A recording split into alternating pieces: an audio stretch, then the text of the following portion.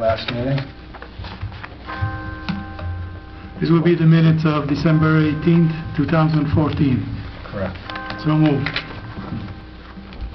Second. Can I have a second? Second.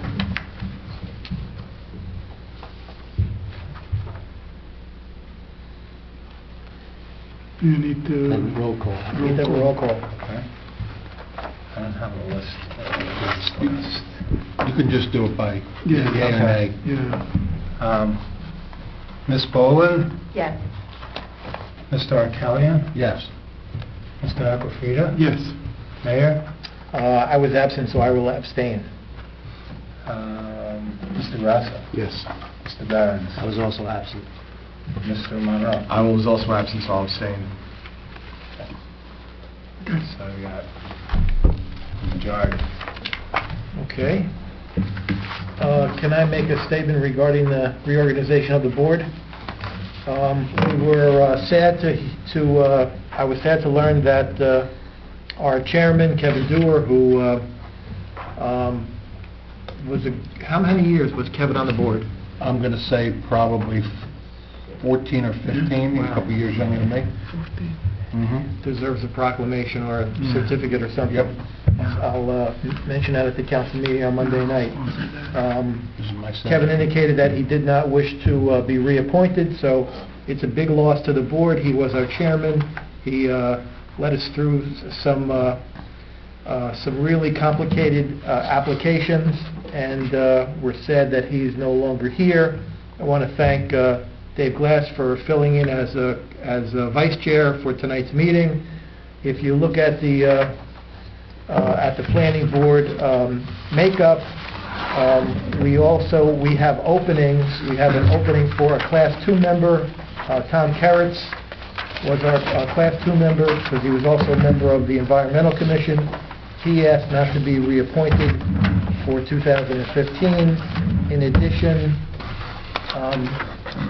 there was an appointment of Eileen Chusett as alternate 2, who has submitted a resignation. She is from the zoning board and wishes to go back on the zoning board. So my suggestion is that Vice Chair handle this meeting. Mayor and council can make the appointments for the alternate number 2 and the Class 2 members at their next council meeting, and then by the February meeting of the planning board, we'll have a full membership, and we can vote on the chair and vice chair and secretary. That's okay with everybody. When is the work session on February?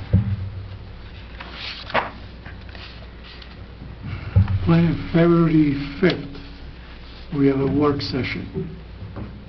So that would be the next meeting where we could appoint. Right. So we wouldn't have to wait until February 19th. No. And the mayor and council have a meeting on Monday, and then they have another one on Right. February the 2nd, Correct. that they can take any formal action. Action. Right. So if that's okay with everybody, I'll make that motion that we put off the reorganization of the officers until the February 5th work session. You got a motion? Yeah. So moved. Second. Sorry. Ms. Boland? Yes. Mr. Arkelian? Yes. Mr. Aquafida? Yes. Mayor? Yes. Mr. Grasso? Yes. Mr. Barons? Yes. Mr. Monroe? Yes. All right, we'll let the record reflect that Dr. Gurwitz has arrived. Dr. Gurwitz, Happy New Year. Thank you. we're having Mr. Glass run the meeting as vice chair tonight. I just went over that we have 2 vacancies on the board that are going to be expected to be filled by mayor and council this month. Okay. So that when the planning board meets in February, we'll have a full complement and we can elect our officers at that meeting, Okay. just to fill you in. So it's approved. Right, so it's approved, and we can go into B.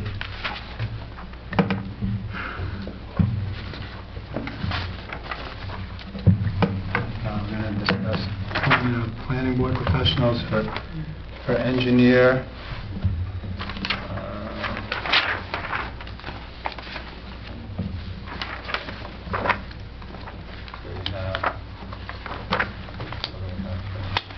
I'll make a motion to appoint Robert Costa as the engineer to the planning board. Mr. Costa resides in the town, has been, serves currently as the borough engineer, very involved in numerous development and proposed development projects, and he's always served the board well. I'll second that for Mr. Costa. Ms. Ballmer? Yes. Mr. Wertz? Yes. Mr. Arcadian? Yes. Councilman Aquafina? Yes. Mayor? Yes. Mr. Grasso? Yes. Mr. Barron's? Yes. Mr. Monroe? Yes. Approved. Okay. And for attorney, yeah, We have Anthony Suarez in the audience. I'm going to make a motion to appoint Mr. Suarez as the planning board attorney. Mr. Suarez has submitted his resume to me that I submitted to Anthony, that everybody should have had. Mr. Suarez has zoning board experience, having served as 5 years for as the planning board attorney for Rutherford. Yes. And he also has acted as special counsel for redevelopment projects in Fort Lee. Correct. And in addition to that, you have also served as a member of the planning board in Ridgefield. Yes. Okay. So he would be my nomination. I'll second that. Discussion? Mr. Chairman, I just want to say one thing, and that is, it's always, I'm not particularly clear on the law, but it's always been a tradition here in River Edge that the planning board votes on the attorney. I have no objections to who's being brought forward. My only objection is that in the future, I think any kind of notification should go out directly from our chairman to a professional that's not being reappointed, because this should be an autonomous board and not directly connected with the mayor and council. Even though the mayor and the councilman sits on it, this should be done strictly by the board in the future. That's the only comment I have. Your comment is duly noted, but we also need to realize that there was a set of special circumstances that kind of descended upon us in this specific year, which Mayor has alluded to already. So, but yes, your comment is certainly duly noted. I'll have to say that in response to Mr. Arcadian, who served on this board for 17 years. 17 years. That there could have been much better communication, and I apologize to members of the board. I've had, my son was in an accident in late October, I had surgery in December, other things on my plate, and I could have communicated better regarding the appointment of a professional to this board, and I will try to do better in the future.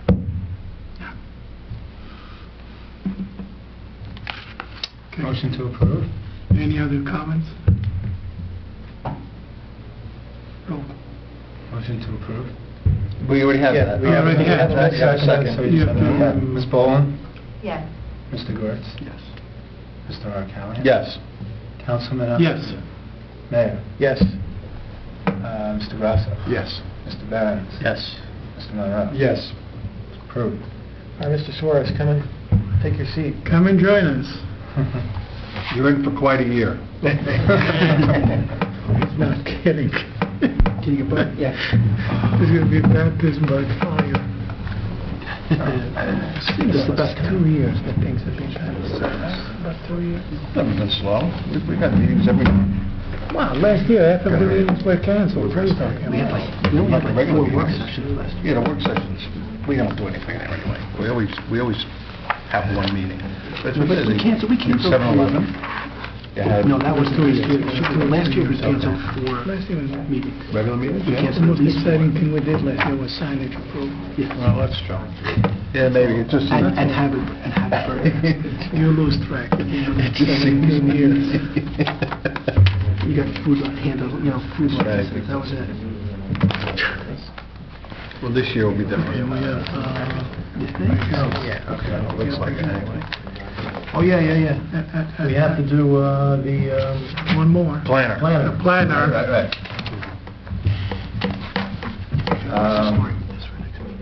Can I have a motion to reappoint Ms. Bogert as our planner? To the Riverhead Board. Yeah. So moved. I'll second that. Ms. Boland? Yes. Mr. Gewirtz? Yes. Mr. Markellian? Yes. Councilman Applefield? Yes. Mayor? Yes. Mr. Grasso? Yes. Look at this guy. Yes. Look at this, there was a pie. Yes. Just up Done. Unanimous approval. I appreciate the opportunity to work with you all again. Well, at least it showed. We hired some guy off the street who said he was an engineer. I got out of Pagoda. He had a hard hat on. It's really But he said he knew you. He said he knew you, so. All right. Next. Okay. We had a application for variance for a sign at what will be the new Francesca's, and a resolution was drafted. Does anyone have any comments on the resolution? Hold on. A few minutes.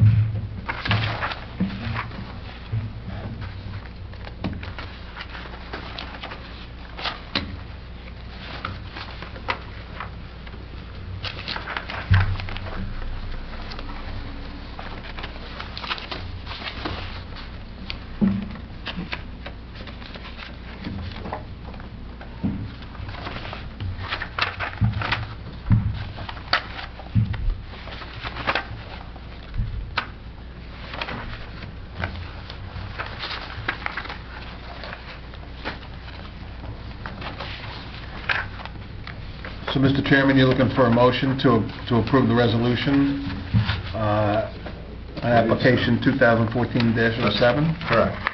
Well, then I'll make that motion. Thank you. Second. So I have a comment, discussion. Which one is the correct spelling?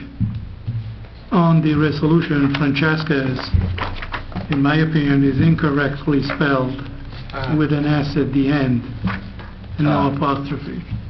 Okay. The sign that we approve, the signage itself is closer to the name stated on the agenda.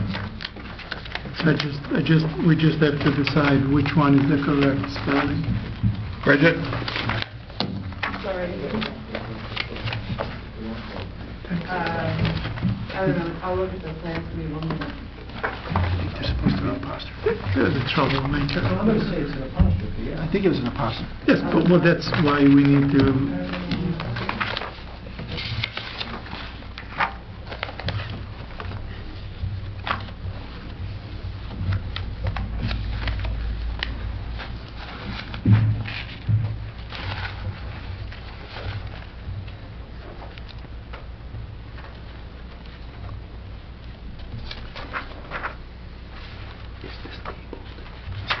I don't Give me that. I don't have the sign detail that was submitted. The change was made.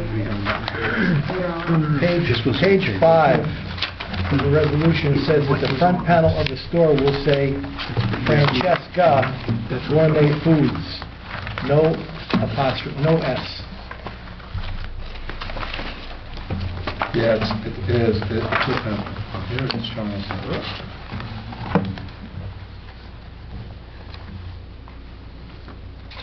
Francesca Gourmet Foods. Regardless of- Well, we have the borough attorney confer with our planner and get it right, and we'll just, I think we should just approve it the way... We'll approve it, yeah, pending. Yeah, approve it, we'll approve it the way it is, let them, and we'll just add the caveat that however it's properly spelled, you guys will figure it out and submit that correctly. It doesn't change the variance because the Right. size and sign remains the same, it's just a matter of content. All right, so you get together with our borough attorney and just make the correction. Okay. So, So you have a motion and a we'll go with second. us as, so, Ms. Boland? Before we do that, can I just ask a Sure. quick question? Of course. It's just like in a sentence, what's the deal? This is larger than what was in the variance? No, they're just talking about the spelling. No, I know that, but the overall, the reason for... Oh, you weren't here. resolution, I was not here, Yeah. excuse me for that. The signage was bigger than what was allowable under the original approval. Okay. So they had to come for an approval because it's 2 storefronts instead of 1. It's actually less signage than they're going to need, Right. but as much signage as... Okay, thank you very much. Yeah, no problem. Okay, so, we have 1 yes, Mr. Lawrence? Yes. Mr. O'Connor? Yes. Councilman Aquafina? Yes. Mayor? I did not hear the application, I have to abstain. Okay. Mr. Grasso? Yes. I was absent and also... Okay. I was absent, also staying. Okay. So- And you have to vote, Dave. Oh, yeah. Yes. Can you get a It's record? unanimous. We get 5 votes. 1, 2, 3, 4, 5, and Lou is 6. What? 6. I think we need that. A written record. Okay.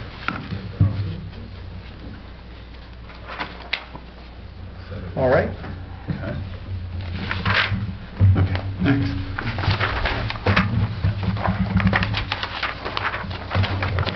We have a developer agreement for 584 Kinderknack Road.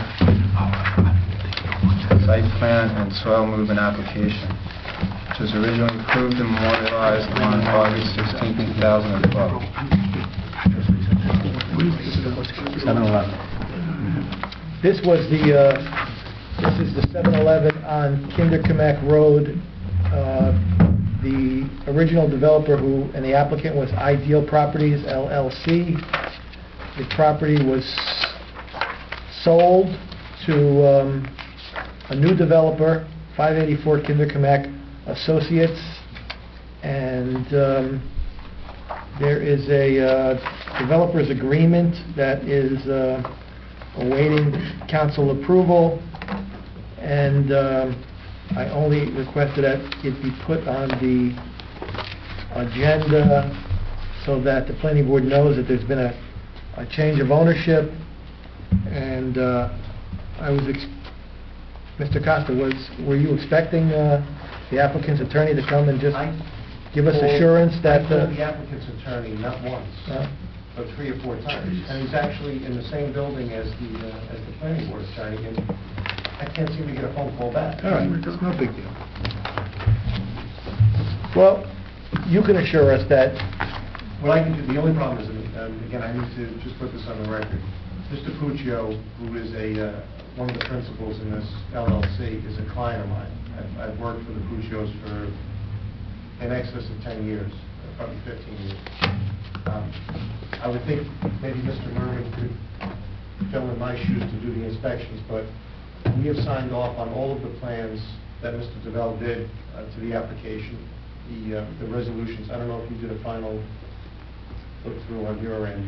Probably Bridget needs to do that to make sure there's no loose ends on her end as far as the planning with the signage and that stuff. But it should be ready to go.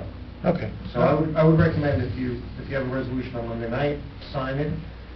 I'll make sure between now and then I'm going to hand off the file to whoever you tell me to hand it off. All right. That takes care of that. And, May I ask a question? yeah.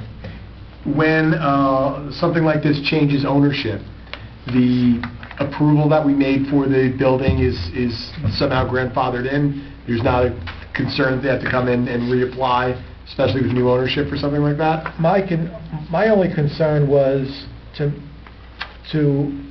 have the applicant, to have the new developer represent to the board that it is going to comply with our approval, that it's not going to change anything. I think under the law, they have to comply with our approval anyway, but it's good if we could have a face-to-face with the new developer, just to make sure that they don't have any, that they're not anticipating any changes in the approval. And I am by no means implying that this would take place here, but let's just say as a general question, what would happen if, say, the tenor or the desires of the community would have changed from 2012 till now? What may have seemed as a good idea in 2012 all of a sudden may want to be readdressed by, say, new board members, or the way the community thinks about it. Would there be any recourse, or the fact that it's done, it's done? Okay, just a general question. Thank you very much. However, No. moving forward, go ahead. The approval is good for 3 years. Right. Unless No, the applicant wants to do it. I'm saying if there's another similar application that has a 24-hour application, and we change the 24-hour ordinance between now and, or recommend that it be changed, and the mayor and council make that change before anybody new comes up, that 24-hour ordinance will be effective for any new applications. But anybody that was approved post, whatever we had is what they're approved for, and you can't change it now. Well, but technically, after the 3 years, the zoning, if the governing body decides, could change the zoning and it could affect the approval. Right, if he's not done, right. Permanent Extension Act, good question, but that expires 2016. Right. Good question.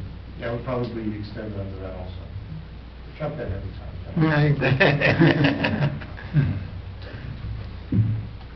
All right.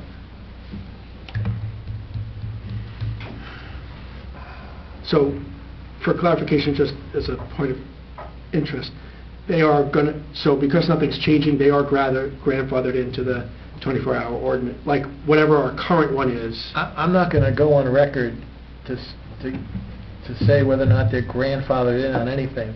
We have on our agenda tonight to discuss a 24-hour ordinance, and I know that the mayor and council is going to take it up shortly at their meeting, and formulate a public policy or come to a decision whether or not we should modify, amend, change, repeal Right. the borough's existing 24-hour ordinance.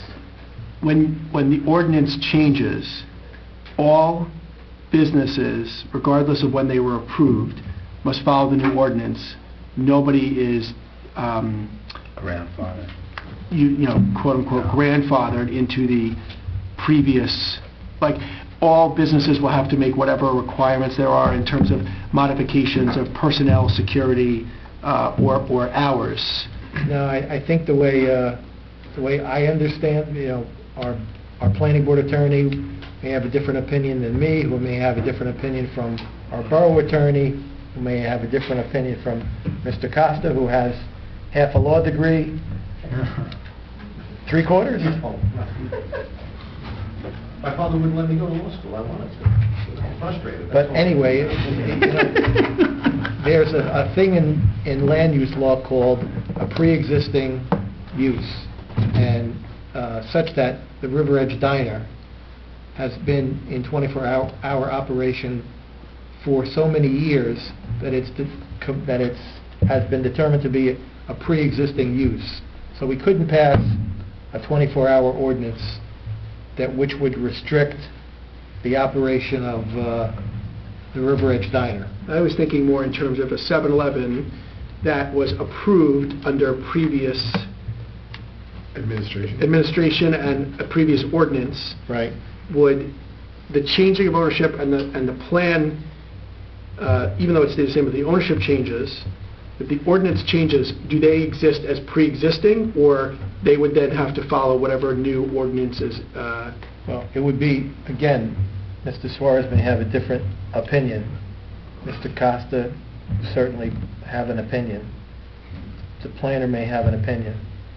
I'm sure she does. My opinion is that, as I recall, the 2012 approval, it's silent as to hours of operation. Okay, I didn't know that because I wasn't here then. Yeah. So it is silent in terms of that.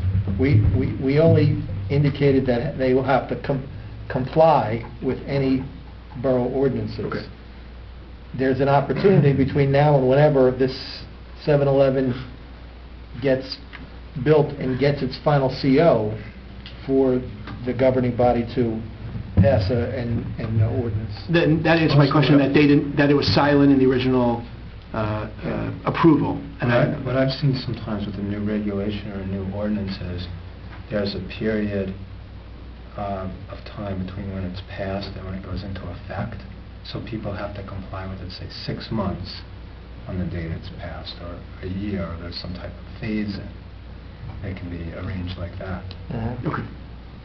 So it's not like the next day, you know, No, you're no, usually operating there's 24 hours and tomorrow. No, there's a phase, and I stop. just didn't know if the approval had anything specific as to they were going to be permitted to operate within a certain hourly range that could contradict the new ordinance, but that would be pre-existing. That was my question. But that application, if I may, was granted permission to keep the exterior floor-mounted sign on for 24 hours. Because, and I quote, "It would have been a deal breaker if we didn't give it to him." Unfortunately for us, fortunately for them, it was not on the zoning board when the main case came. Because 7-Eleven are notorious for lighting up. They could be seen from outer space with all the lights, with the foot candles that they have inside the stores. I don't remember giving that the approval included 24-hour illumination. did When it? they came back, Really? we have to, let's check the records then, so we all, I know there was a it's all fight over... clear in our... I remember there was an issue regarding whether or not we were going to let them have a monument sign. There was a big fight over the size of the sign. Yeah. And then we went down to Hackensack to measure the Right, sign. And right. they found a larger sign, because then they came up with an argument that that's not the proper size sign. Right. But I don't remember... I don't remember hours, I don't remember illumination. And we better check the record. Well, whatever the ordinance, again, whatever the resolution is the Yeah, document. that's why I'm saying, my recollections are different, or I wouldn't have said anything. All right. Well, this is the conversation I want to have, I want this board to have, because the mayor and council are looking for guidance. Yeah, well, Okay, so... Do we have to approve that? Was that approved? Did we approve that? No, it's really not on for any kind of okay. action. It's just to keep the planning board informed. Okay. But this would be a good time for our planner to begin the discussion on, to explain to the board and to the new members what our existing 24-hour ordinance allows. Explain that to us, Bridgette, and explain how some municipalities have adopted ordinances that are different than ours. We started this whole process, I think, probably last March, and I had prepared a memo in April, I think, dated April 15, 2013, and it details your existing ordinance that's on the books now. If you look at page 2, it has some caveats. Section 152-4 of your current ordinance allows for businesses to operate between the hours of 11 p.m. and 5 a.m. as long as they meet these criteria, and there's 3 of them. security criteria, lighting criteria, and some criteria with regard to the amount of money on site. When I prepared the ordinance, I was not sure of the goals or objectives of any revisions that the planning board wanted to make, and so I had made some suggestions of some items that we want to talk about. Do we want to prohibit 24-hour operation? Do we just want to tweak the ordinance a little bit? And we never really had that discussion. So what I did was resubmit the memo from April. I've also included some other 24-hour or hours of operation ordinances from borough parameters. The city of Garfield was recommended last meeting, and also Fairlawn. I thought Fairlawn was a fairly well-constructed ordinance. You'll see attached to the memo there's actually two from parameters. The first one is the ordinance that's on the books and codified.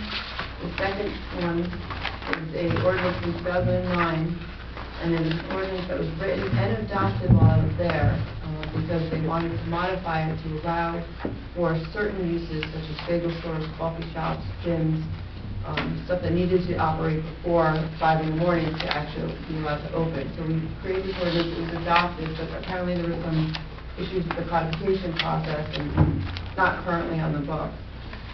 But I wanted to include that because I think that if that's a goal for River Edge to allow for certain uses to open earlier but prohibit 24-hour operations, some of this language may be appropriate.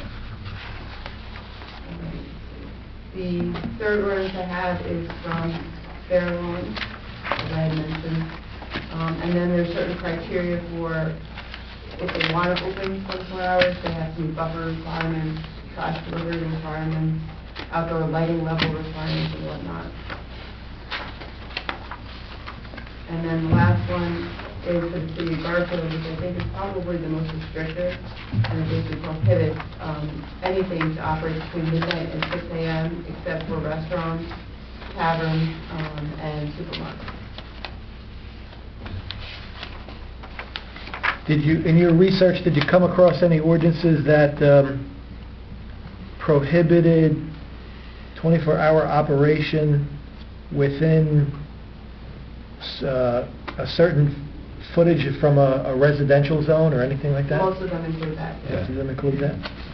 For example, the Garfield one Yeah. is within 200 feet of a residential zone. That's kind of I think Fairlawn, I think, does 1,000. something about buffering, yeah, they all have like a... buffering requirements, Buffer requirements, and yeah. proximity to residences. So if there's a change of use in something that's currently there, they would have to another restaurant, like, for example, like the Dunkin' Donuts somewhere down the road, they left and a new bagel shop or place went in, they would have to conform to the current zoning ordinance? I don't think if you're talking about the donut shop on Kinderkamek and Midland Avenue, Yes. and I'm not a customer of theirs, but I've heard that it's open 24 hours. And Right, yes. if you can, and that doesn't have a drive-through, right? No. No. No. So you have to actually walk in and purchase your coffee? Well, I don't even know if that complies with our existing ordinance, because it says exact change, and, you know, usually that's for like the McDonald's has, the McDonald's is open 24 hours on Main Street, but that's only it's only the drive-in window service. So that's why it's allowed, but I don't know if the Dunkin' Donuts if that complies with our existing ordinance now. It may not. And there also, if there's going to be an ordinance that they'd have to be less than 200 feet from a residential zone, that would not comply either, because the building that's behind that is, I looked on the tax map, that apartment building is 122 feet Yeah, wide. So the one on Summit Avenue that's above that is less than 200 feet from Yeah, the... but does our existing ordinance doesn't have a 200-foot buffer zone, right? No. Yeah. So, No, but if something new, a new ordinance came up, that would... But I mean, from what you said before, all those uses would be pre-existing if uses, so... a new it ordinance wouldn't- came up, that operation would be a non-conforming pre-existing use. I was just curious if another restaurant went in there, would they have to conform if there was a 200-foot distance between the edge of their property and residential zone, would the new restaurant have to conform to that? Can't answer that question. That's what the borough attorney gets paid for.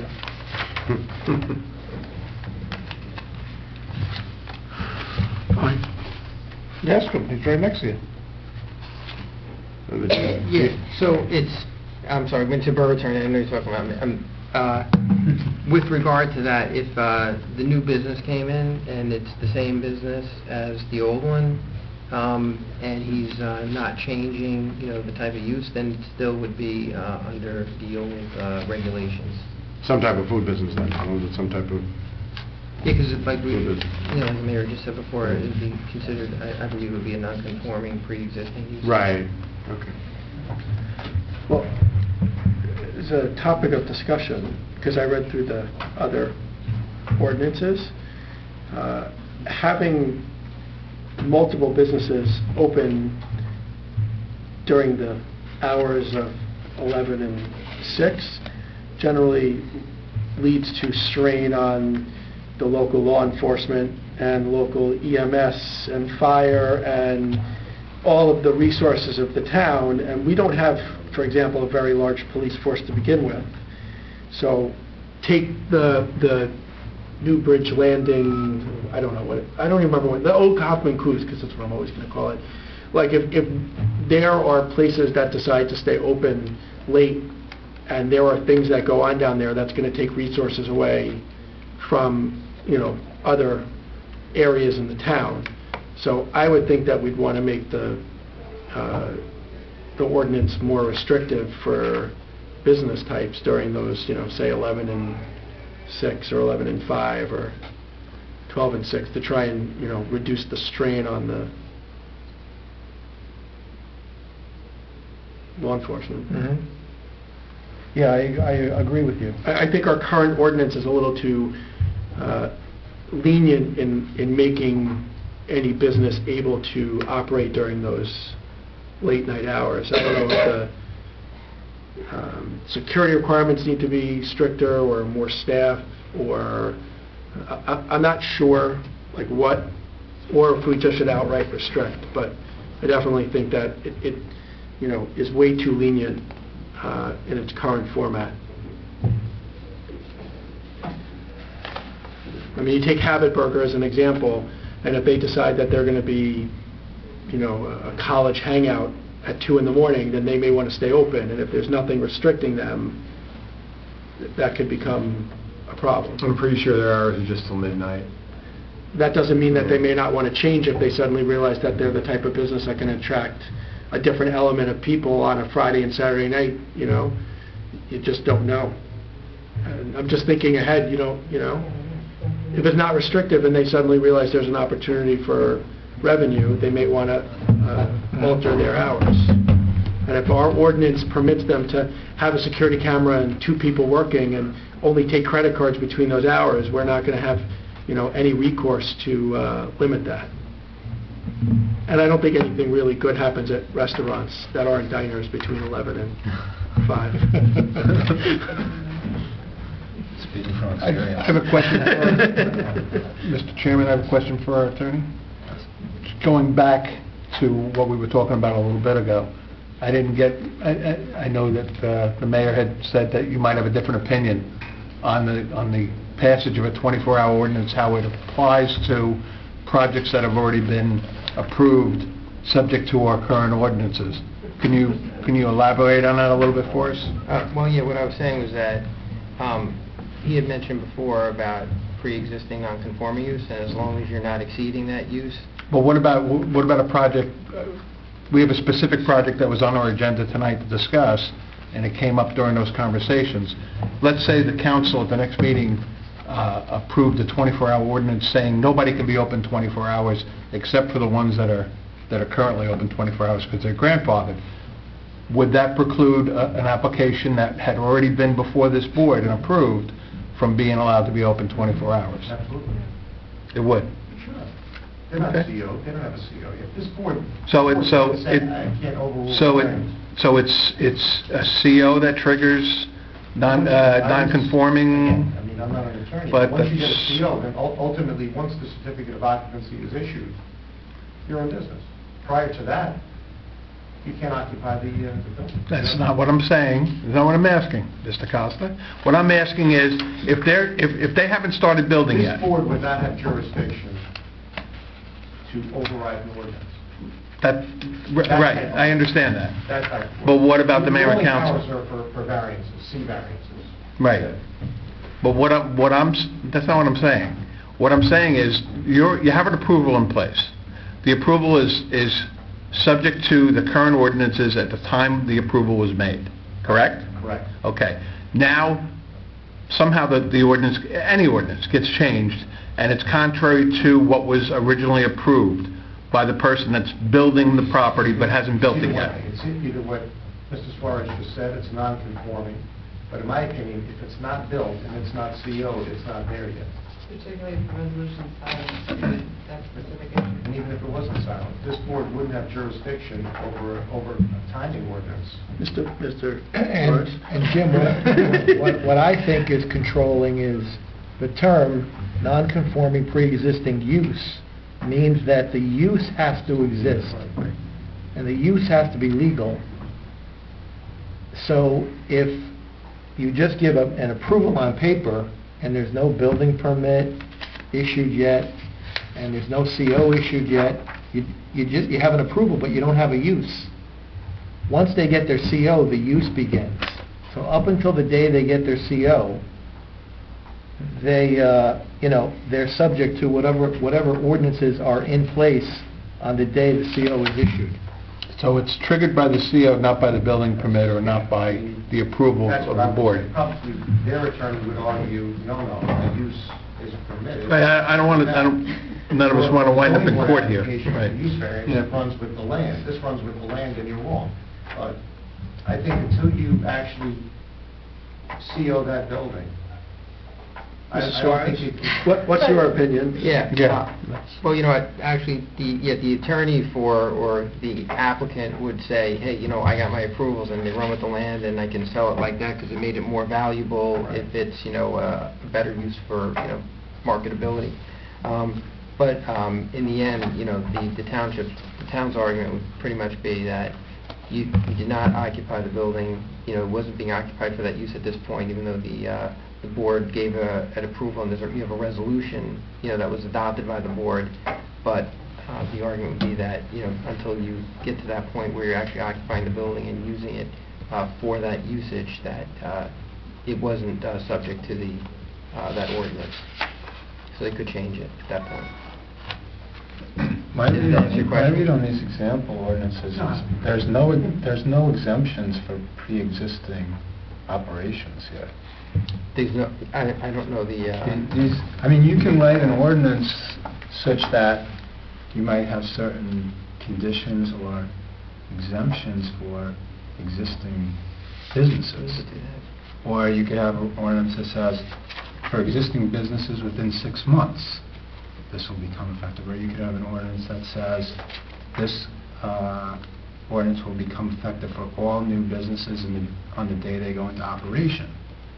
You could write an ordinance with any of those types of conditions, right? Yeah, you could, the borough can, pass whatever ordinance it wants with whatever language. I don't see anything like that in any of these, though, probably because no one wanted to make it too complicated. Just so you know, too, I have seen cases where the approval by the board, though, and getting the resolution done has been deemed to have been enough.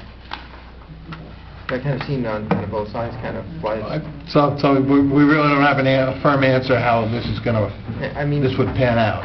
So in other words, we probably need to pass an ordinance. Well, we don't pass it. No, I don't mean we, I was saying the town. We would recommend, the mayor and council has to pass an ordinance, and then it would have to be challenged by a business to know how it, that's the only way we're going to know. They would have to challenge the ordinance.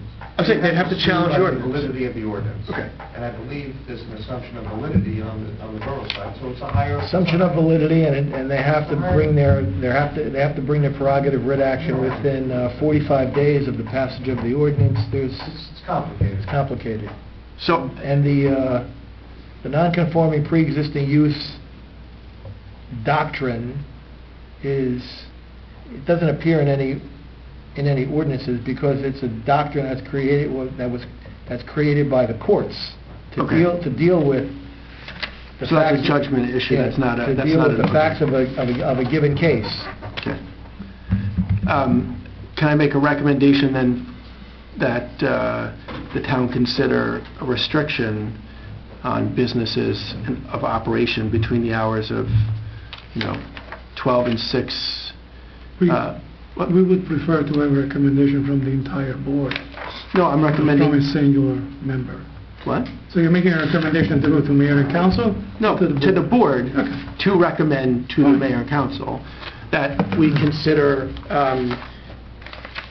a restriction on any non-food business to not operate between 12 and 6, except, and then food businesses would have to meet, I don't know what criteria you want, would have to meet certain restrictions to be open, but more stringent than what we have.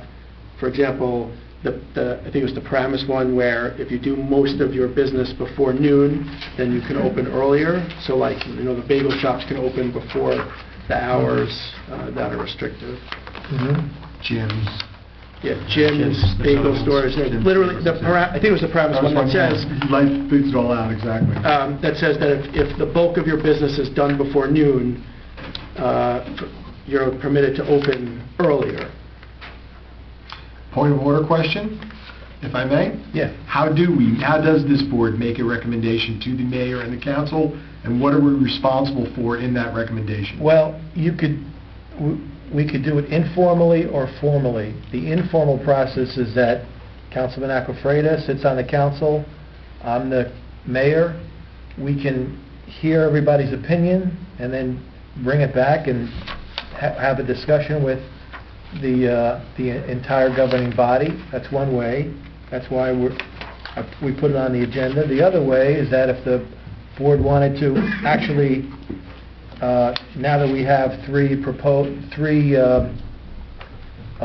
ordinances in front of us that our planner gave to us, if we actually wanted to ask our planning board attorney to draft an ordinance, and then we could vote on recommending this particular proposed ordinance to the governing body.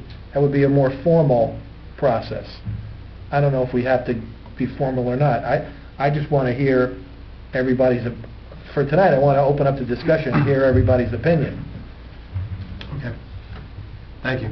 So I'd like everybody, I'd like everybody to chime in and tell us, what is good for River Edge? What kind of restriction should we put on 24-hour operation?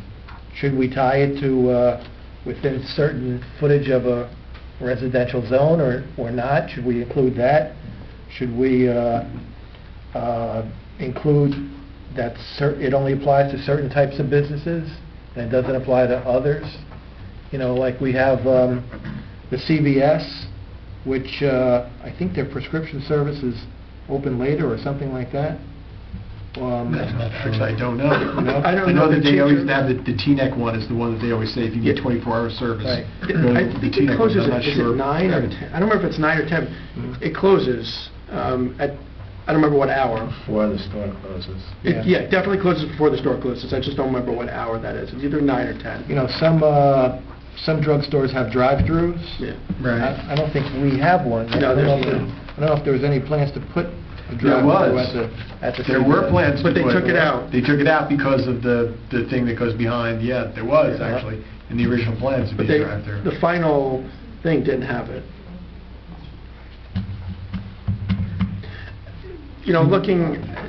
I was reading through this today and looking at this, and then my only concern with having a restriction within a certain distance to, a large distance to residential is all of our business along Kidderminster are so close naturally to residential that if you restrict within a certain footage, you're essentially going to restrict every business in town. because essentially every business that's on Kinderkamak is not that far from a residential.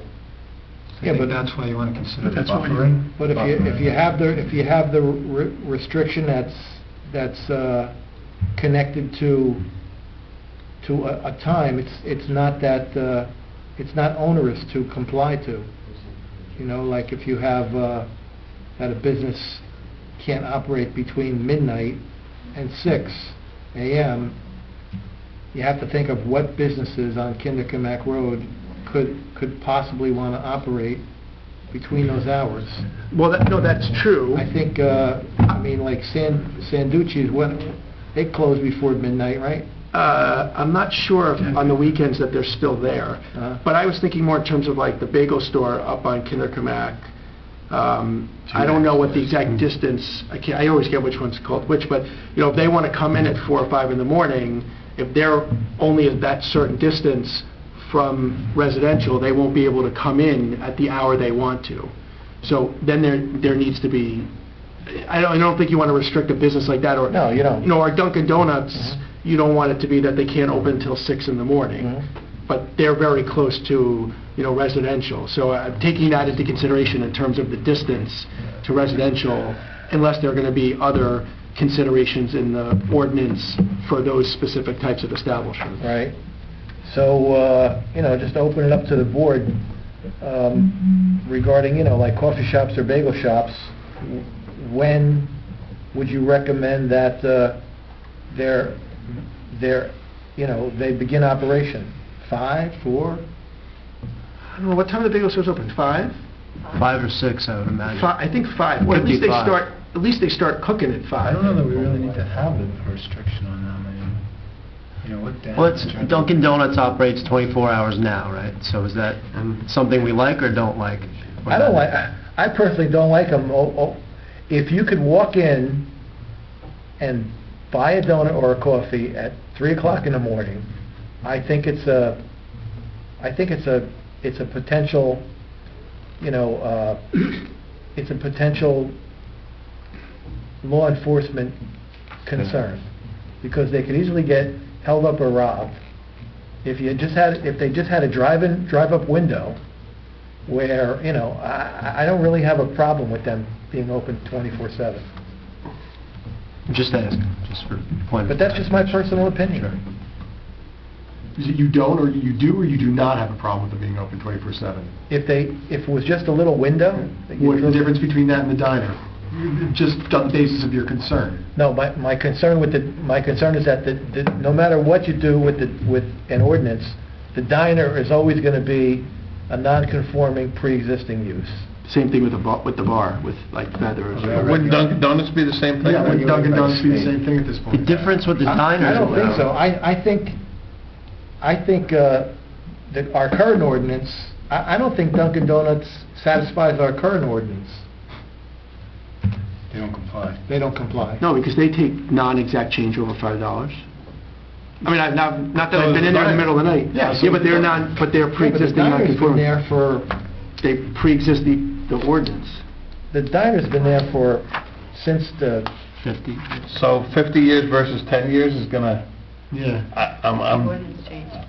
I'm just... Just when the most recent... I mean, the ordinance Dunkin' was Donuts is drafted. there about 10 years, if I'm not mistaken. Dunkin' Donuts has At been least. there since I've been in town. Right, I just, 12 years. I don't know how you differentiate Yeah. Dunkin' Donuts and a diner. Just because the diner happens to be a good place to go at 3 o'clock in the morning, I think the argument can be made, so is Dunkin' Donuts. I don't know how you would limit one and not the other at this point. There is... It's not a question of limiting, it's a question as to when our existing ordinance was adopted, what year. You know, I don't have the code book in front of me. I don't think Bridget put that Bridget, in. do you know? I'm pulling that up right now. Put that in. I know it says amended 1998. I know that the Riverridge Diner has been in existence prior to 1998. Oh, yeah, without a doubt. But I don't think Dunkin' Donuts was in existence prior to 1998. It was about It's then. close. Yeah, it's close. yes, it's really, it's So close. it's really like, that's an enforcement issue. It's actually 88. It says it was adopted in April 4th, 1988. 88. So we know the diner's been there since at least the 70s. The current owner has had it since the 70s.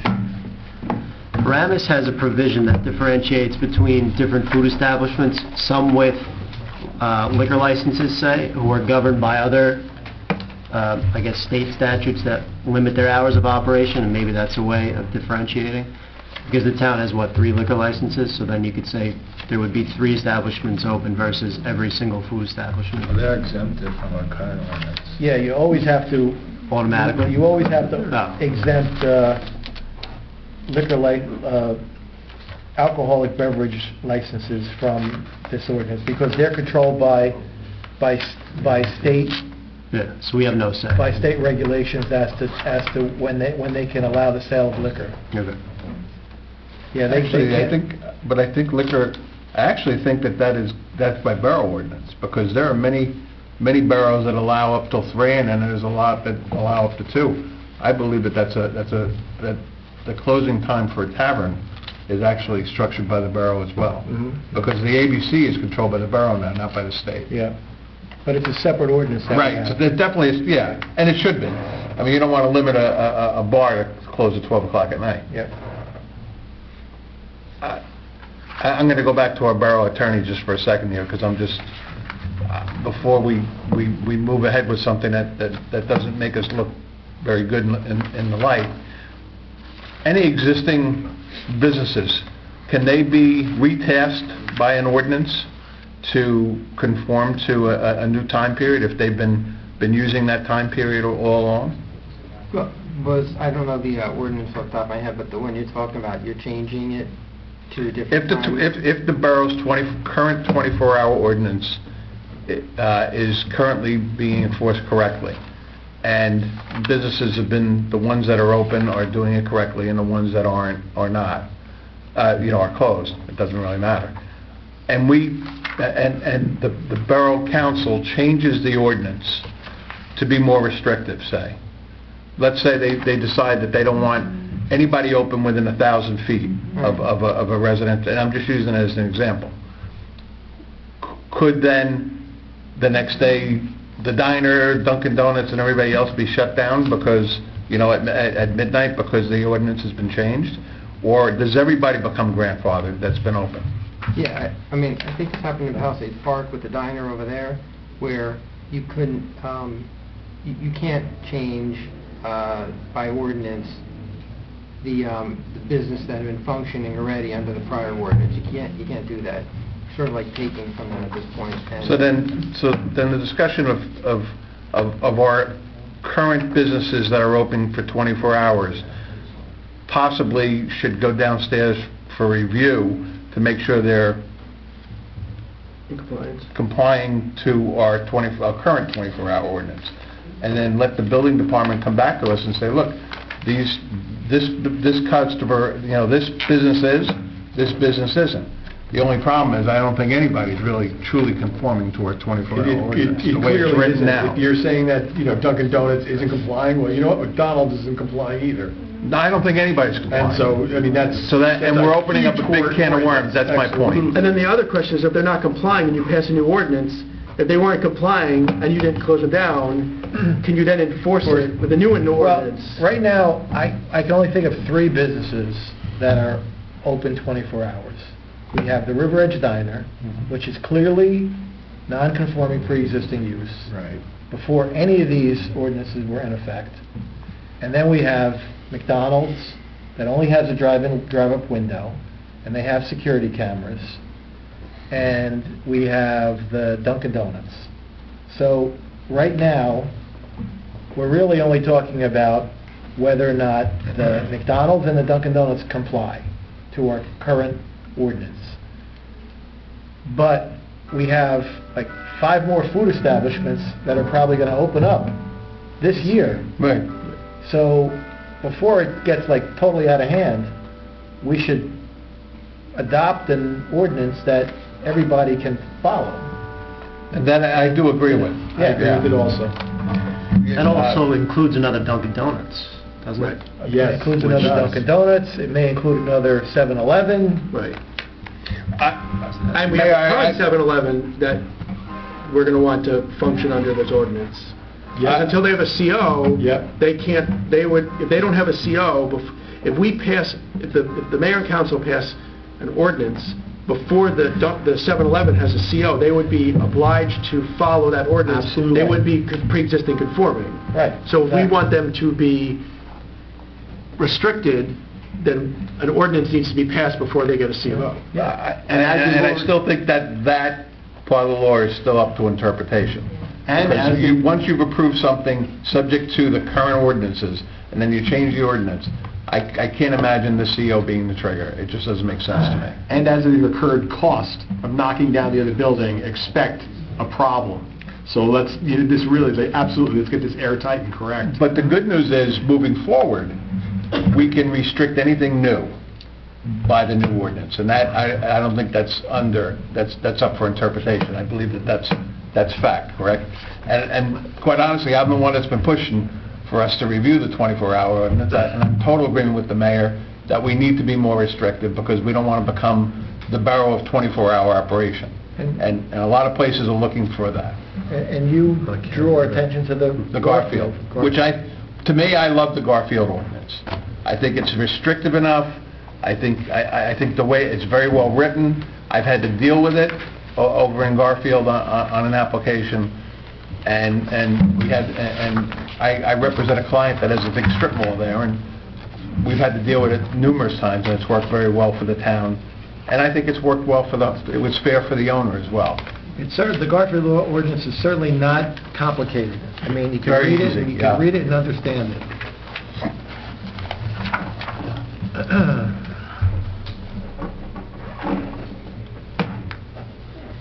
All right, does anyone else have any input?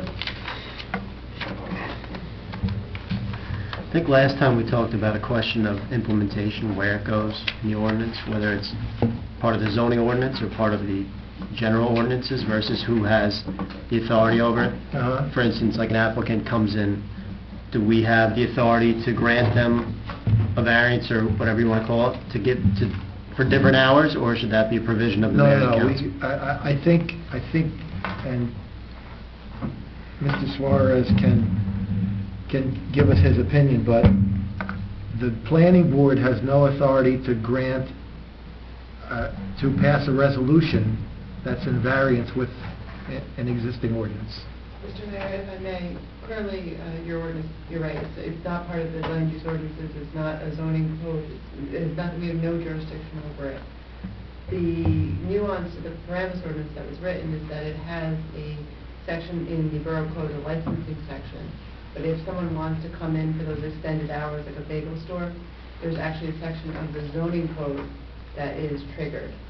So someone can come in before the planning board or zoning board and ask for variances from those zoning requirements to modify their extended hours. So it's actually twofold in that Paramus ordinance, which I think is interesting because if the planning board or zoning board wanted control over it, over buffers or lighting or fencing, that's a good way to accomplish that. But currently, this board would have no control over the hours of operation regulations.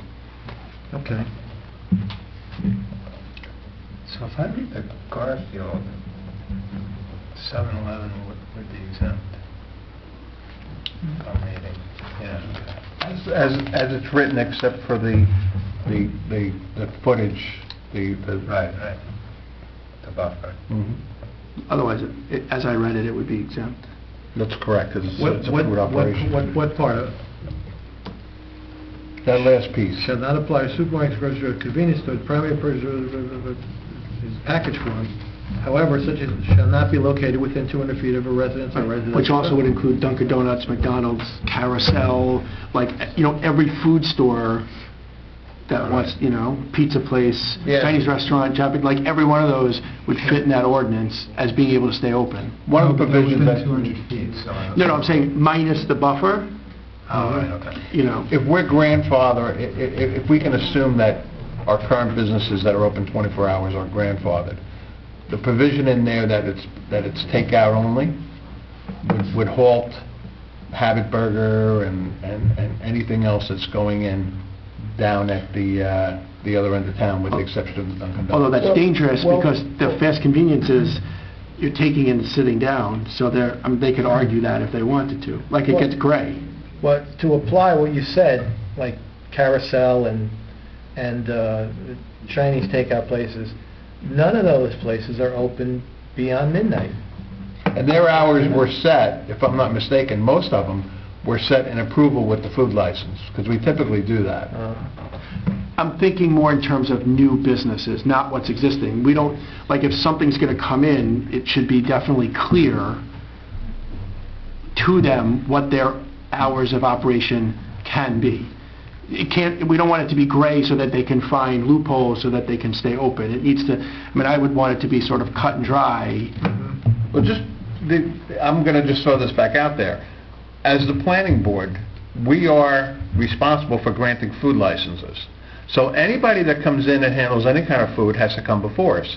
95% of those businesses are going to need a variance for either signage, lighting, whatever, parking. Those variances could be tied to hours of operation, because that's part of the give and take that this board has always used.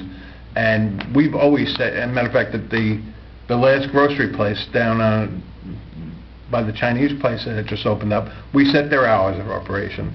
We set the new Chinese restaurant's hours of operation. So we, as a board, we have the right, in order to grant this food license, to set hours of operation. So if we see a place that doesn't necessarily, for the greater good of River Edge, conform to what we want to see for a 24-hour operation, we can just set the time, and if they don't like it, then we don't grant the food license. The food license is not an out of right, if I'm not mistaken, by our ordinance. Is that correct? So we don't have to grant the food license to anybody. We're doing them a service by doing that. And for that, they'll have to conform to what this board thinks is reasonable and responsible for the people of River Edge. And that can be incorporated into that ordinance. All right. Any other comments? Do you think 200 feet is enough? Does that cover? Yeah, actually, I was wrong. It would 300? apply. I believe it would apply. Under what I just said, we can make it as much as we want, because basically anybody that's really going to want a 24-hour operation is going to have to come before us for a food license, But unless the it's a ordinance gasoline allows- station. So you could make it 1,000 feet, it really doesn't matter, because everybody that's going to really want a 24-hour operation is going to come before us for permission for something else. So as long as this board continues to act responsibly, and we do, and we always have in 17 years here, we've always looked for the best for River Edge. We can set those times for any of those businesses coming forward, or just not grant the food license. I think it might be somewhat, if the distance was too far, it might be somewhat restrictive to a food establishment that has been vacated. They can always come People here are for gonna- relief. Yeah, they can come, but if somebody comes in and they said, okay, well, you have to go to the planning board because, you need the food handler's license. A prospective tenant or owner, prospective buyer of the building might say, okay, well, we can handle going there for food, but if the person sees, well, you have to be 1,000 feet away and you're only 200 feet and you have this and this, then the prospective buyer's going to say, we have to have Again, all keep these in mind, variances of the planning board, we're not going to bother. Most businesses that are going to want that 24 hours is going to be food. Let's say an attorney wants to open for 24 hours down a block 20.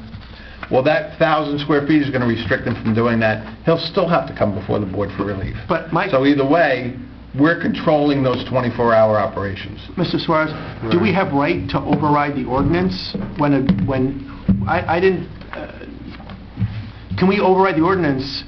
If the ordinance says you have to be 1,000 feet, does the planning board have the ability to override the ordinance to grant increased hours of operation? Well, Bridgette just said that in Paramus, it depends, depending upon what section it's codified in and whether or not there's a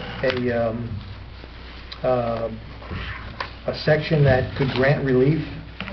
So it's going to be based on the way the law is written? Right. This board only has jurisdiction over land use ordinances. Right. So as long as there's a section in the land use ordinance that there's regulations we can grant relief from, then we have jurisdiction.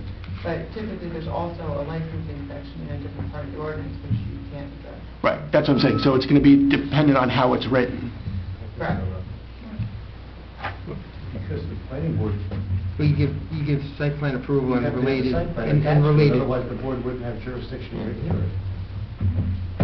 The variances to the planning board usually related to the site plan Specifically approval. written to say that the planning board would have the jurisdiction. If there was no site plan attached to it, which in this case there wouldn't be, you wouldn't even have, you wouldn't have jurisdiction. But it wouldn't matter, because if they were seeking, if they were seeking to open 24 hours, and they didn't conform to what we wanted to be open 24 hours, I think what it you would want be to do irrelevant. is, you have X amount of businesses right now. There's either, you have probably, I'm thinking off the top of my head, you have a gas station down by Hackensack Right. Avenue. What about which the is- astrologer? That's 24 hours. Are they really 24? Who's that? I'm sorry? Astrology. The astrologer's 24 hours. The astrologer, 24 hours? I'm thinking of stuff on maybe Route 4, but that's, you have the gas station, Sunoco is Paramus. Once you cross in, you have those couple of businesses there that, obviously, there's issues with the one, they seem to lose tenants. Don't you have the one, is McDonald's one Hackensack or ours? 24 is ours, I believe. So maybe you have 5, let's say 5. I think the idea is to limit it to the 5 that are existing and that's it, and move on. Just come up with and craft the ordinance in that respect. Go to work, Mr. Suarez, that's it. I mean, that's really what you want to accomplish. Right. Why do you want to try to, throw jurisdiction here? And I understand your point, Lou, because say, years ago, the bank mergers. Right. We had Wachovia, they got bought out there, Wells Fargo. What happens if Dunkin' Donuts, Starbucks comes in tomorrow morning and they merge with Dunkin' Donuts? Now that Dunkin' Donuts becomes a Starbucks. They can't open 24 hours, that's over with because the corporation title has changed. I don't know if that's fair, because obviously it impacts the property owner tremendously. Yeah, and I think it could also run into a situation where you don't want to have an eyesore where you just have vacant buildings, because major chain might, something like that, a Dunkin' Donuts, I imagine, is worth a lot of money because it's such a busy place, and if they left, there'd be no small mom and pop that would want to go in there and pay that kind of rent, and there'd be no corporation that would want to do it because it's not 24 hours, so it would just sit. So you create, so the restriction, again, I think these things have been going so long. I don't know how many issues are going on with the Dunkin' Donuts. I don't think there's that. I've never heard of anybody say anything, really. I don't know. No, I was thinking more down by Total Wine. Like, and that's why I was wondering what it was tied to, because I'm not saying we're going to have a problem, but that's an area that I could see having more hanging out and problems, and I think we want to try and prevent that. Well, even just the Dunkin' Donuts, I'm sure they plan on being 24 hours. I mean, I can't say that for sure, but I mean, just following the lead of You have the kind of every other restaurants and Dunkin' stuff that could attract a different clientele right off of Route 4. What you want to do is limit it to the business center 24 hours today. That's it. And move on. That's it. That's it. Keep it There's simple. some Dunkin' Donuts that aren't 24 hours. Okay. Yeah. I don't know of any. but- Yeah, Should have- there's one in my town, actually, in St. Oh, Paul. okay, It's put them there. midnight, it's open to 5. All right. I don't frequent them. Is your public comment? No, I don't. Oh, I do, but just not now. Yeah, open it Open up. up to the public. As a 3 a.m. Dunkin' Donut customer over there, and a night owl, I go usually into Milford, to their 7-Eleven, there's never any problems. It's perfectly fine. I mean, they take care of their own security down there. They've never had a problem. Identify yourself for the record, please. Councilor Murphy, River Ridge. Just a question here. You have somebody here starting with 7-Eleven. So their intent is 24 hours. There's never been one where it's closed at night. They're investing tens of thousands of dollars to remediate and fix this property. So you're going to change the 24-hour business model? That's what they're dependent on. So what do? Just pack up and leave? Because they can't put what they need there? If you change the 24-hour situation? Well, first, can I just, we wouldn't be changing it, it would be you guys. Right, your right. position here is recommended. And I agree with you 100%. Those people walked out that night with the thinking that was a 24-hour operation. And then they're gonna have and they conform to the existing ordinance, and we approve them subject to them conforming to the existing ordinances. Councilwoman, I couldn't agree with you more. I mean, we're They should be more part of this. business-friendly, and I don't think all of a sudden we're gonna have all these 24-hour businesses popping up all over the place. This is And I'll say, if there's a new one coming in someplace, and the ordinance is passed, well, now they won't pass the muster any longer. And now they'll have to come either here for relief, or they won't be allowed to be open 24 hours. I mean, when you say come here for relief, I mean, that's just an added extra layer of... I'm not talking about the new, I'm not talking about the one here. I'm talking if there's another one, yeah. You know, the Dunkin' Donuts that's going in down there, they've signed their papers, they're gonna build it out, they're gonna invest money, and the next thing they're gonna be told is they can't be open 24 hours. You know, you can't just pull the rug out from under people, when that's their business model. The only thing I'll say is, they haven't come for a food license yet. And what we approved there was not necessarily a 24-hour Dunkin' Donuts. They have the right to come in here and ask for that approval, but we never approved, we haven't given them their food license yet. Am I correct? We haven't approved the Dunkin'. Or do they have, did we give them their food license? No, I'm not talking about 7-Eleven, I'm talking about Newbridge Landing, where the Dunkin' Donuts We haven't is approved potentially going in for 24 hours. We haven't seen that application yet. We haven't, that's what I'm saying. Only So- food down there is Habit Burger that's come before us, and Right. Francesca's. Well, that's because they had a variance to their sign now. I'm sorry, did we grant the food license for that whole strip? That's what you did. So the whole strip is granted a food license I already? think when they... Because I think you're right, I think they are. The only reason When they Howard came was in, here is when because they their changed sign. it from, they decreased the amount of restaurants that were... The square footage, right? Yes, we tied that to the decrease in the amount of size. But I might not... And no, I think you're right, because Francisca's didn't come in for They a didn't food need a food license. license. They came in for comprehensive Because they already sign. had one. And I think the ordinance did, when they changed the amount of square footage that was going to be used for food, then the whole building was granted a food license. So if they were granted a food license before this change of ordinance, I'm in agreement with the councilwoman that we should honor what we've approved, because I think we're going to be in a bad spot. Now, that's not saying anything new coming in that hasn't been granted a food license should be automatically granted 24 hours. No, I did not. No, I did not. I've been saying that all along. I couldn't disagree with you more. With the, sorry, the owner of that Dunkin' Donuts is the same owner of this one. If my information is correct, right? We don't know. We don't have that information. So, you know, a good business that's been here for 10 or 12 or 15 years, you know, you try to make a smooth transition and be business friendly for people that are investing hundreds of thousands of dollars. So, you know, when you're No, I saying didn't. also a restriction of like 50 feet, 200 feet, everywhere we live, a house is like 50 feet away. You know, there's not going to be anywhere that's 200 feet away. You could be 50 feet away, you just can't be open 24/7. If you want to be open 24/7, you should go into Manhattan or go to Las Vegas. Your opinion about 24/7, that's your opinion. As a night owl, I appreciate 24/7, and not everybody, you know, closes up at 10 or 12 o'clock. Can we have a motion to close the public hearing? I'm not making it. To finish this discussion at the... So, thank you for listening, and let's not be too restrictive when people are spending money to bring new business into town. Okay. Thank you. I'm just going to finish my thought, and I'm not going to say another word. I truly believe that it would be very unfair and also a financial hardship if anybody that came before this board was approved, subject to the current ordinances, that we change the ordinance on them before they open. That is my thought. I have no skin in the game. I'm not a night owl. I don't go to those places at 3 in the morning. But I believe it would be an inherited financial burden for those operations to all of a sudden receive a notice, oh, by the way, your approval's changed. I don't think it would be fair, and I don't think it would be prudent. You know what I'm going to do? Pursuant to section 152-4A2 of our current ordinance, where you can only do transactions that are less than $5, I'm going to go into Dunkin' Donuts with a $10 bill and bust them.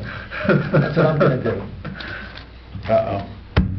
At 11:01 p.m. Yeah. It's going to be like getting breakfast at McDonald's after 10 a.m. We go falling down. Okay. Welcome to the planning board, Mr. Suarez. Do we want to have a discussion on the historic element? Maybe Bridget can bring us up to date on where we are with the historic element. I am still waiting for the commission to get back to me. They're meeting January 21st. They have asked me to meet with them on the 20th to go over some questions they have, because I don't think they really understand some of the issues I've raised already. So I'm meeting with them on the 20th at, I think, 11 or 12, to discuss things they need to discuss on the 21st. So I'm hoping shortly thereafter we'll have some answers. Okay. Very good. And then finally, we have a complete streets checklist. We have to bring Attorney Suarez up to date. Anthony, the borough has adopted a complete streets policy. Are you familiar with complete streets? No. Okay. Well, it's a policy regarding pedestrian and bicycle improvements in municipalities that was begun by, was the brainchild of Rutgers University and the city of Montclair. It's been adopted by at least 100 municipalities in the state of New Jersey. It's been adopted by the state DOT. It's been adopted by several counties. It has not been adopted by Bergen County, but it's been adopted by about 18 Bergen County municipalities, including River Edge. We've had discussions in this board with the prior planning board attorney to draft a checklist that a applicant would have to provide in addition to the site plan and the notice requirements, in order to see that the applicant's project would comply to the borough's complete streets policy. So we've never gotten as far as seeing a checklist. We want a checklist that's simple, that's easy to fill out, and just make sure that that certain pedestrian and bicycle improvements are included in an application. Simple things like handicapped accessible, eight handicapped accessible ramps, maybe a bicycle rack, maybe a make sure that there are proper sidewalks, pedestrian crosswalks, certain signage. So you are going to be tasked with coming up with a complete streets checklist. If you want to, I know if you check the website for the town of Chatham, they have a complete streets checklist that's part of their planning board review. Maybe you could look at that, and maybe you could do research on some other towns and see if they have a checklist. We don't want anything complicated. We don't want anything that puts any extra burdens on developers. We want to just make sure that pedestrian issues and signage issues and bicycle issues are addressed in applications. Okay.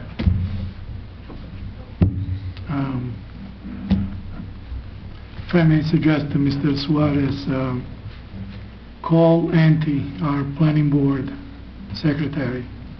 She's a wealth of information and will shorten up your learning curve quite a bit. And she'll come up with all the documentation that has been issued on all of these issues. I would also suggest that make the time to get together with our planning board planner, as well as Mr. Costa, and educate yourself on the technical issues that have been confronting us and that seem to be pushed ahead, but we certainly want to resolve them this year as soon as possible. So you don't have to start from Google it. A little better. And certainly you'll see that the Bridgette memos are very precise and to the point. Not because she's here, because usually I'm the one that fires at will. If I may, and I'm sorry to be beating a dead horse, but as for reading this ordinance that's in place right now, our Right. 24-hour ordinance, Right. I think, unless I'm completely wrong, we've been reading it wrong the entire night. Okay. And I'll simply say this. The whole point about the $5 cash, that whole section only has to do with personnel. How many people you're allowed to have in a 24-hour restaurant. You have to have 2 employees staffed at all time, and you can only have 1 if it's either a non-conforming legal use or you apply to those 3 conditions. That's the only way that you can have 1 employee at a 24-hour restaurant. As far as scope, who's allowed in and who's allowed not, there's nothing in there about, first of all, non-conforming use, and it says all business establishments except for those that serve alcoholic beverages. Those are not. Unless I'm crazy, I don't see anything in this ordinance, this entire ordinance, that says anything about exceptions or even non-conforming use, with the exception of that personnel thing. It's not written in here unless someone can point it out to me, because I just read it twice and I couldn't see it. And the rest just has to do with businesses that are closed and what they can do, and decibel noise and light and things like that. I don't see anything in here that exempts any of the businesses right now from being open 24 hours. And as far as amending it and going forward, it's pretty darn restrictive. It says no one can be open 24 hours.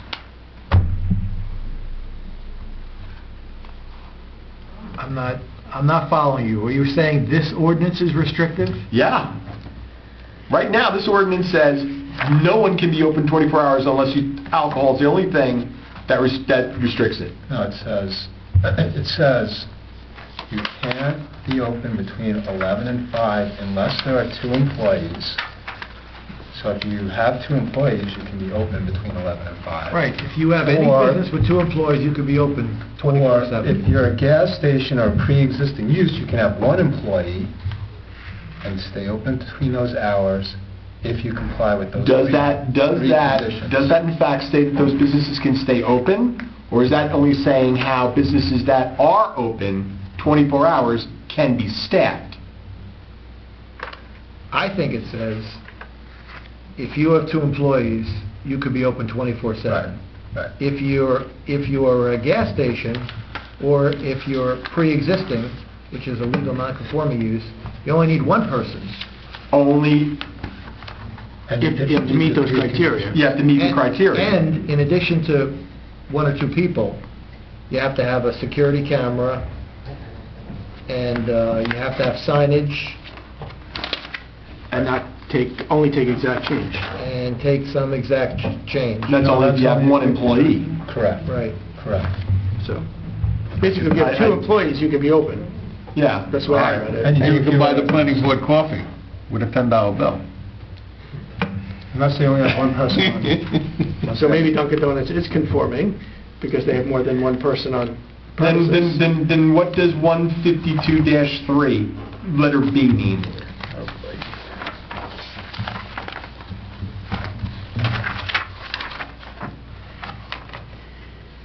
Or even the whole thing, this provision shall apply to all business establishments, except those open for the purpose of alcohol consumption.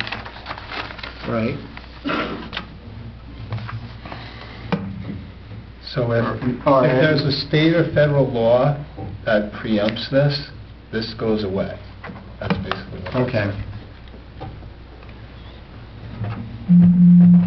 Well, It's just then I badly written. It's just then I badly apologize, I written. read it incorrectly. It's just badly written, in my opinion. Okay, then please excuse my asking those questions. All right, anything else? Want to ask for a Yeah, motion to motion to adjourn? Excuse me, Mr. Chairman, before you do, I came in late, I just want to welcome Mr. Suarez. I know Anthony for many, many years. Very, very good professional, very much a gentleman, and welcome. Motion to adjourn. Thank you. Second. I never said that about you, though. Okay. Thanks, everyone. All in favor? Aye. Aye. All opposed? Commercial.